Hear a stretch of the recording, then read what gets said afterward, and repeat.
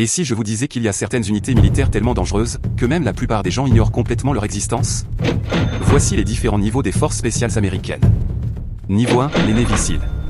À ce niveau, tu trouves les Navy Seals. Leur spécialité, infiltrer n'importe quel environnement, mer, terre et même dans l'air. Ils peuvent surgir d'un sous-marin, tomber d'un hélicoptère ou apparaître depuis l'océan. Mais avant d'y arriver, ils doivent survivre à un entraînement brutal. Froid extrême, nuit sans sommeil et pression mentale constante. Beaucoup abandonnent. Seuls les plus résistants deviennent SEAL. Niveau 2, les Rangers. Les Rangers ne cherchent pas à être invisibles.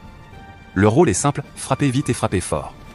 Ils sont souvent les premiers envoyés dans une zone de guerre pour capturer des positions stratégiques comme des aéroports ou des bases ennemies. Leur défi, mener des assauts rapides, dans des situations où chaque seconde peut décider de la survie de l'équipe. Niveau 3, les Green Berets.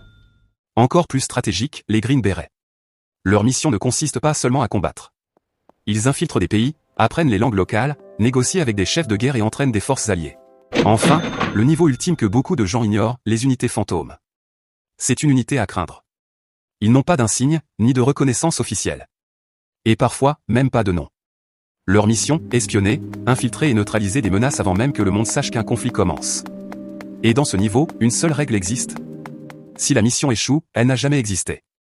Alors dis-moi dans les commentaires. Quel niveau te semble le plus dangereux? Et surtout, aurais-tu le courage de rejoindre l'une de ces unités? Si tu veux d'autres vidéos comme celle-ci, laisse un j'aime à la vidéo, partage-la et abonnez-vous.